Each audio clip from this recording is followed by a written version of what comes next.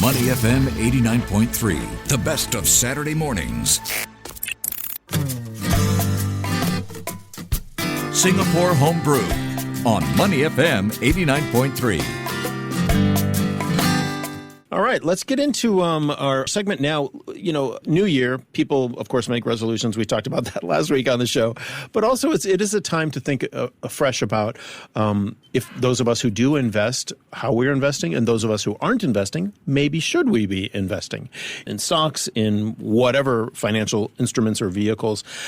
But I don't know about you, but I'm not a very good person when it comes to doing this stuff. I've invested a little bit in crypto, as I mentioned, you have. over the years. Many times. Over the years, but I have never really been one to invest in shares and do all that kind of stuff, right? I've never done it in my life. Yeah.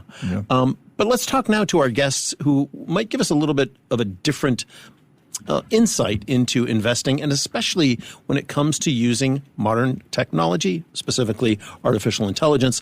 Wilson Neo is joining us, the Chief Executive Officer of Actuals, and Sito Yang, also the Chief Operating Officer at Actuals, talking about democratizing financial planning, how fintech is making good advice available and accessible to all Singaporeans, to everybody, everywhere. Gentlemen, good morning. Great to have you with us on the show today. Good morning, Glenn. Good morning. Good morning, Good guys. morning. Yeah. Wilson, let's start with you. Tell us a little bit first about Actuals. What do you guys do in this world of financial planning? Well, I think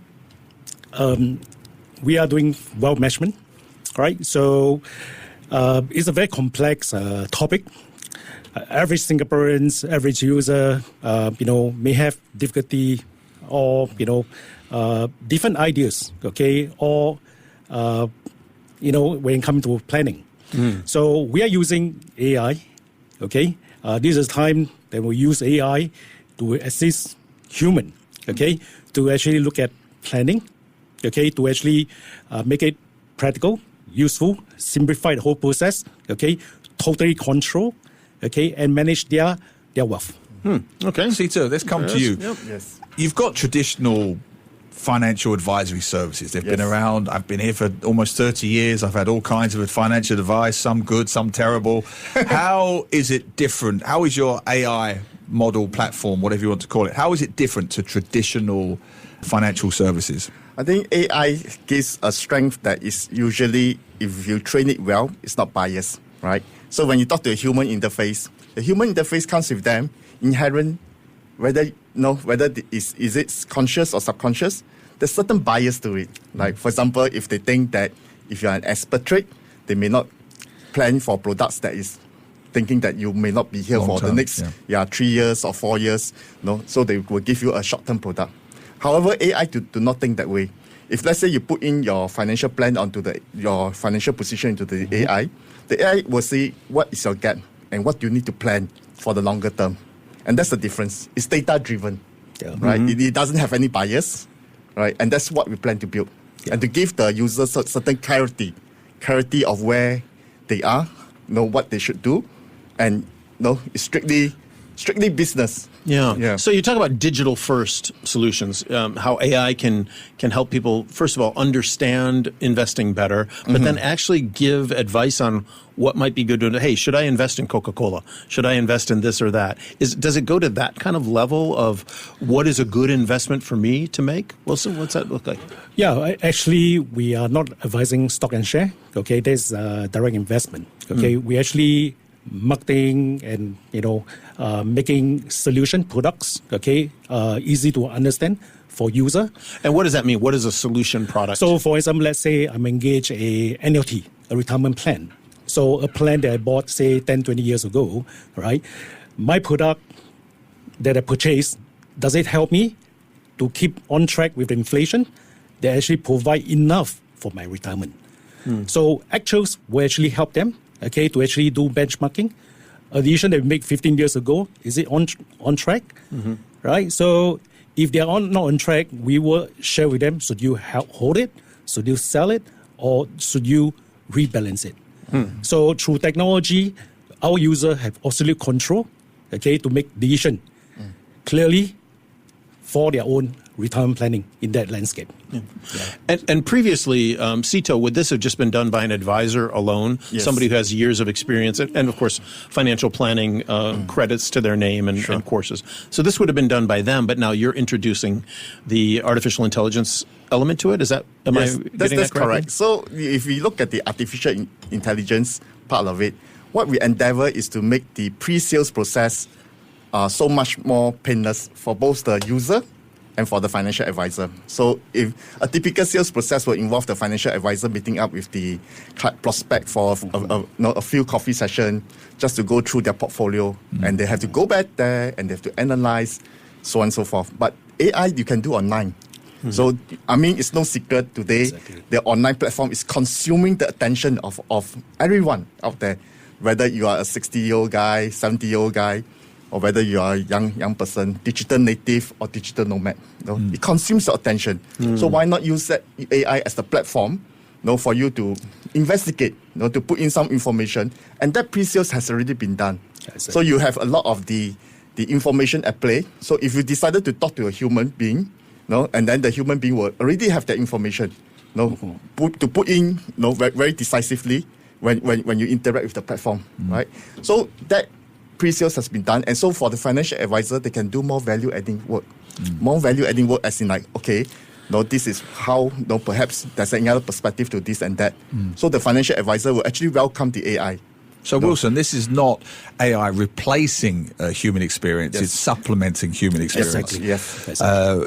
Which we've talked about on this show before. So take our listeners through the process. At what point is the human being introduced to this process? Because when I first read this, I thought it might have been an app, for example, where it's entirely AI. But you're not saying that at all, right? You're saying that AI will cut out some of that initial pre-evaluation and get to the human interaction quicker. Is that correct? Or you tell me? I think before that, I think in the traditional setting, a user or a potential policyholder will actually approach a financial planner to actually work out, their plan, right? So, but this whole process in a time-consuming landscape, you have to meet with several financial planners, you have to meet with different insurance companies to come to a decision to make the correct policy for yourself, right, on the purchase.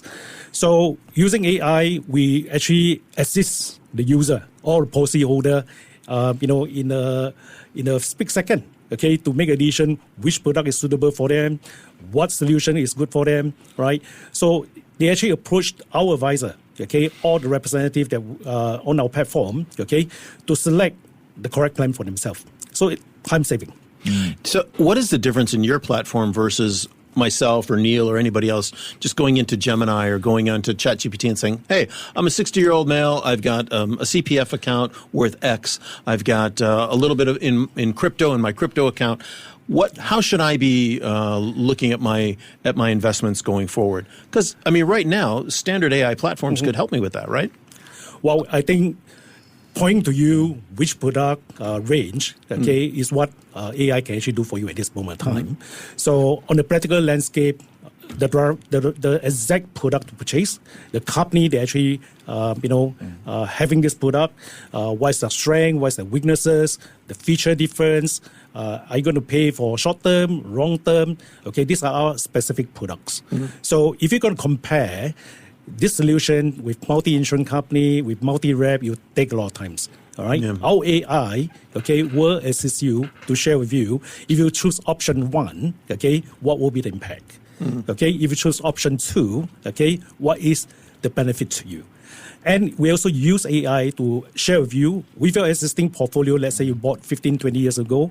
If you actually don't make any changes, okay, when you hit retirement age, okay, what is the impact for you? Is it going to be, with CPF, is it enough for you for your retirement? Yeah. I think with a very cost-conscious environment in Singapore, this is very, very essential, right? It's almost like, I need to check my stock every week or every month, okay? Or even to some Singaporeans now is on a daily basis. Financial planning, okay, a minimum landscape you should look at is actually an annual, process. Okay, and it's very complex, not only for yourself, for your family, maybe for your parents, right?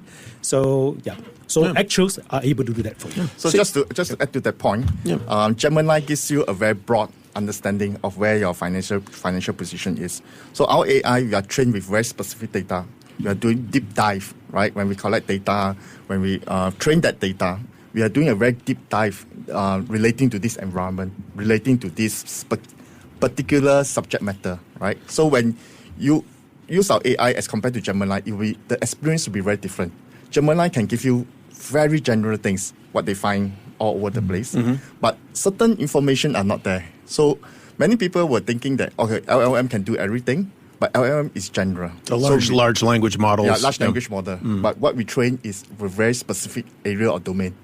And so there will be no, one of the biggest weakness of large language model is that if you continue your questioning, the error rate becomes wider, and then you start to imagine things, right? To give you answers that's not really fit for purpose. Yeah. But that's not going to be the case with our AI. But the flip side to that, Sito, would say, your human interface element, the human being part. Just to use the same example you mentioned earlier, an expat, because you mentioned expat earlier, could type in, right, I'm in Singapore for 3 years, but I'm thinking about retirement. And you said that your model may suggest, hey, you may not need a short-term investment. You might actually need a long-term model. But a face-to-face interaction may tell you, but my partner's driving me mad. He or she's homesick, wants to leave Singapore in 2 years. I could leave at any time. We can't settle our pet poodle. All these things that an AI model may not be able to comprehend, that a human financial planner may work into their assessment. How do you overcome things like that, the human elements? Yes. So when the AI give you a result, so if the AI is built to always put the user first.